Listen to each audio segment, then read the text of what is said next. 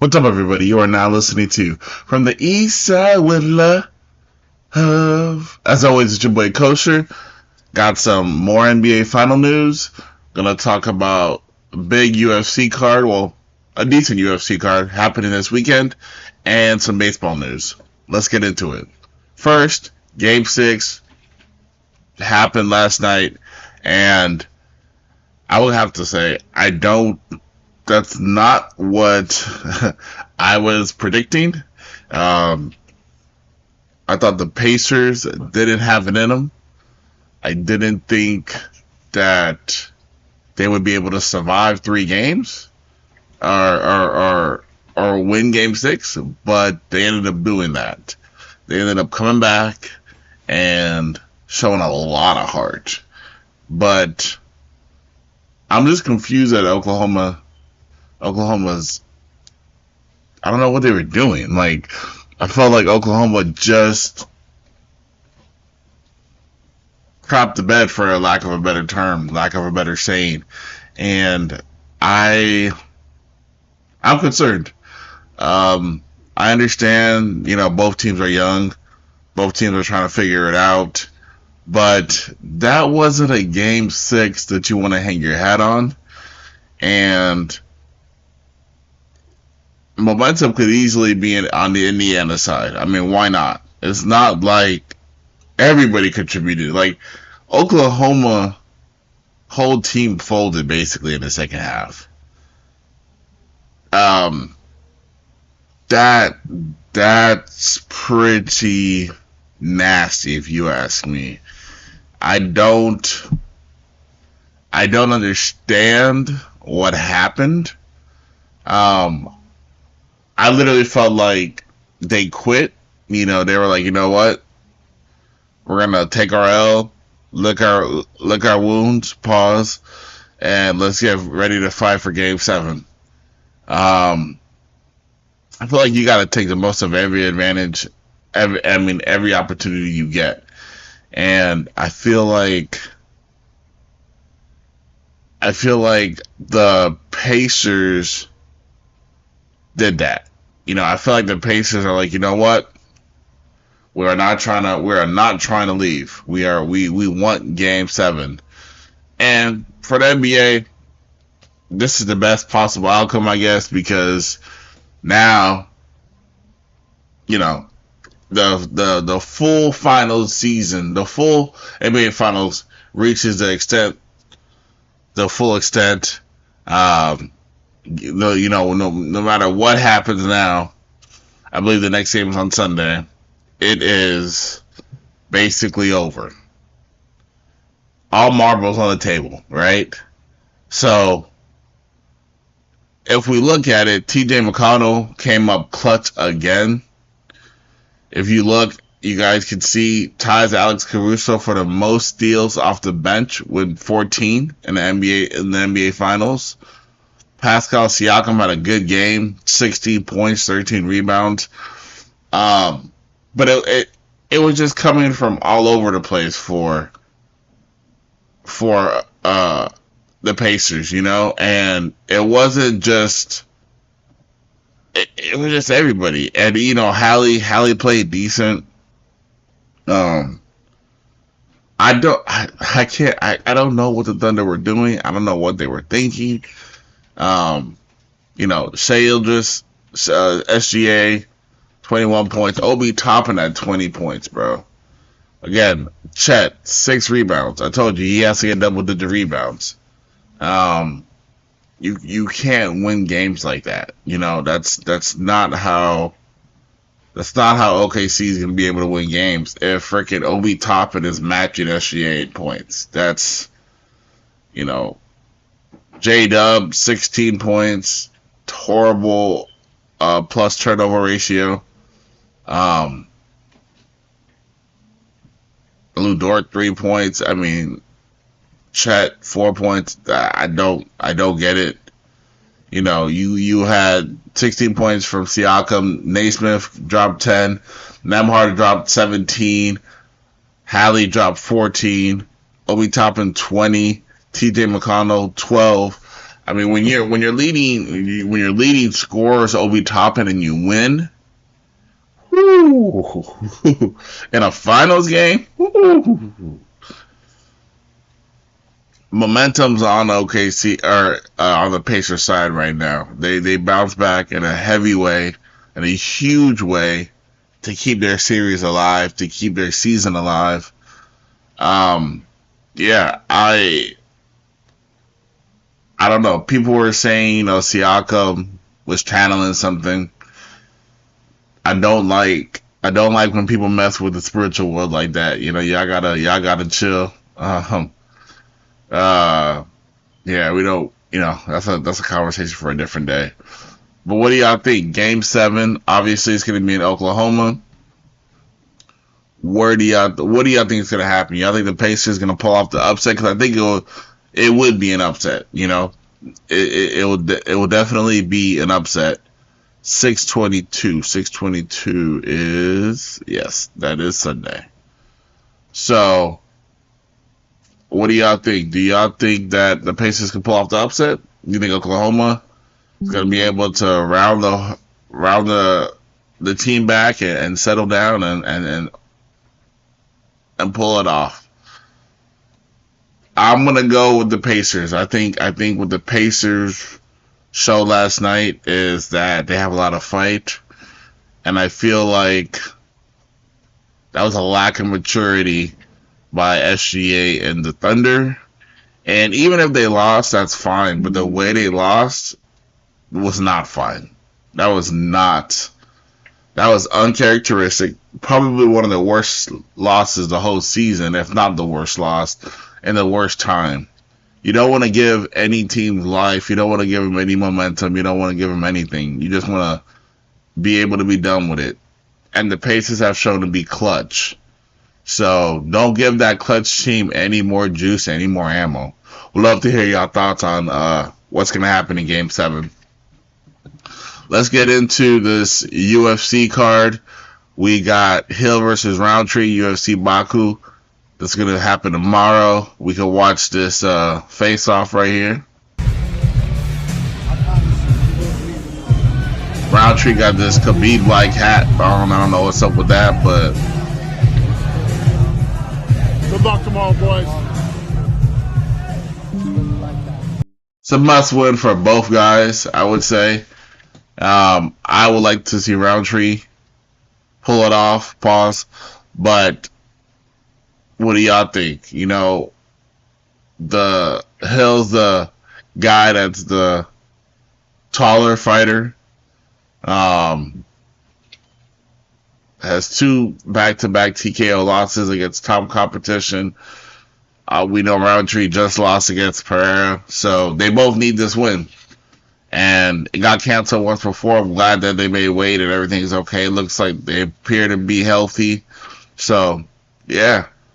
I know people, I think Rountree is not the favorite. I think Hill is. Let's see.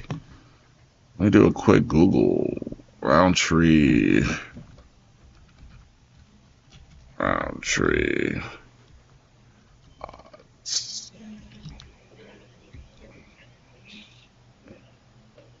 Oh, he is a favorite. Interesting. Okay. Alright, I thought I was picking the dog in this. Slightly flavored though, but okay, as he should be. I think Rountree is in a better spot right now.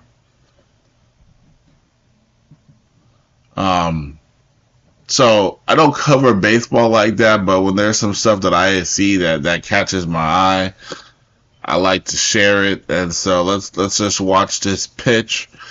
The Padres were playing the Dodgers last night in LA. Let's watch what happens. Bam. So Fernando Tatis Jr. gets hit with a pitch.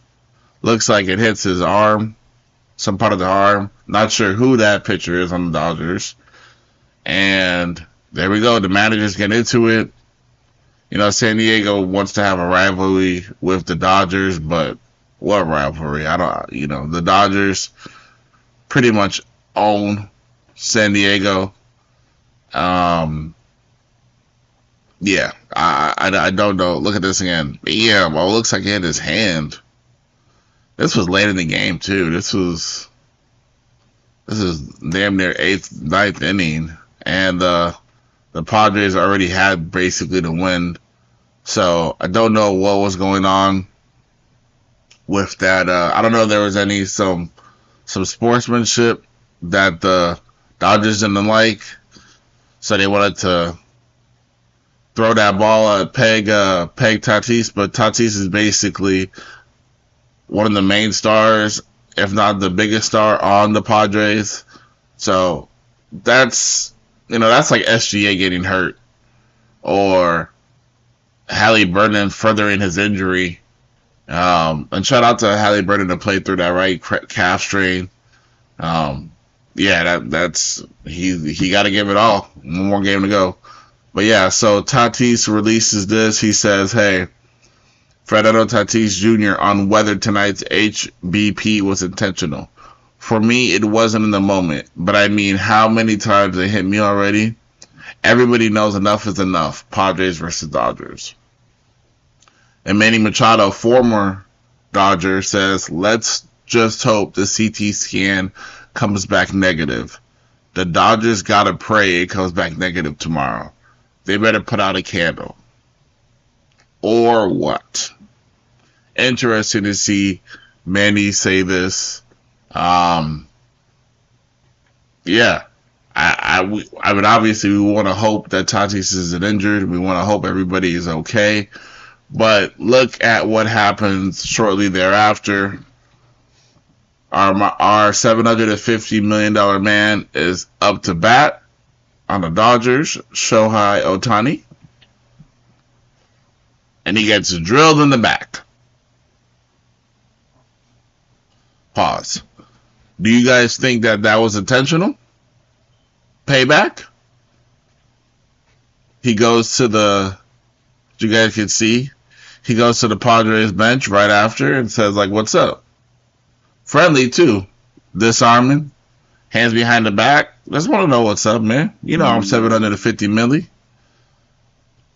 You know what it is. Look at that. Shakes hands. Class act. We ain't gotta fight. We the bigger man. Pause. He knows what's up. Bam, gets drilled right in the back. But that's 750 mil right there, man. Like that's one of that's the biggest face of MLB right now. That's not to take lightly. So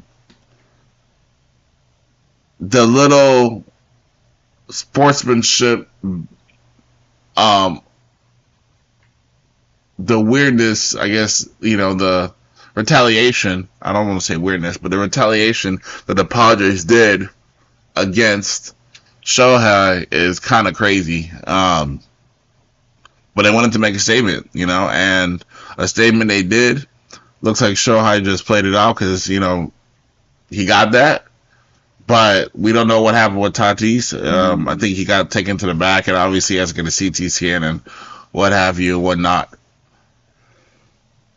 But those plays are dangerous in baseball, and I think that, if a player, I think that the pitcher might have gotten ejected from this game, the Padres pitcher. I don't think they ejected the Dodger pitcher, but if they do injure a player on an erratic pitch, they should be suspended, and they probably are. I don't know. I don't necessarily watch a lot of baseball to give you the ins and outs.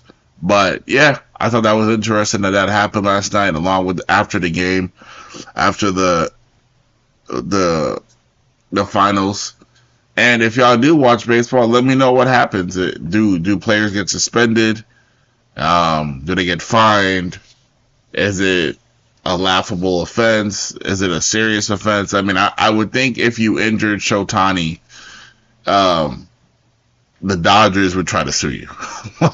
The Lakers would probably try to sue you. Hell, the Angels would probably try to sue you. So and Major League Baseball, he's that big of a commodity. He brings it down. He generates that much revenue. So I definitely think that he's a protected entity up there with the Pope, the President of the United States, you name it. Yeah. And also, I think that if we're gonna segue a little bit, how the Lakers just signed, they just got bought out by the Dodgers owner, Mark Walter. It'll be interesting because I've been reading a lot of reports about how like he spares no everything. He pays for everything, so it's gonna be whether it's treatment, research and development, training, like whatever you need. It seems like the Dodgers have been pampered. I heard that with the Lakers, their current administration kind of was tight on the pockets. But this guy, Mark Walter, so he's all about it. Whatever you need, blank check, open check, we got you. So if Shohei is feeling some type of way, I'm sure he's getting the best treatment. And you could just double down with the Lakers and Luka, which I thought was also interesting. This is the second time in Luka's career that a team has got bought out. Obviously, Mark Cuban got bought out by that group. He sold his team, and look what happened. Mark Cuban was supposed to be the governor, still with the Mavericks, but that wasn't in writing. Jeannie Buss is supposed to be in writing. But Luka seems excited. And if anything, we can see how the Dodgers are operating now. They're a winning baseball team, winning franchise, number one in almost a lot of things. It's not everything. So if we can bring that mentality to the Lakers, it's not a matter of if, it's just a matter of when another championship comes our way.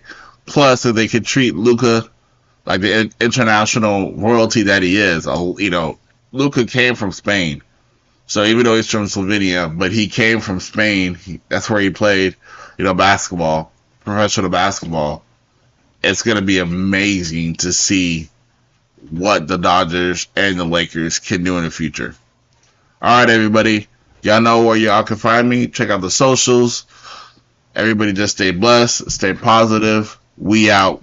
Peace.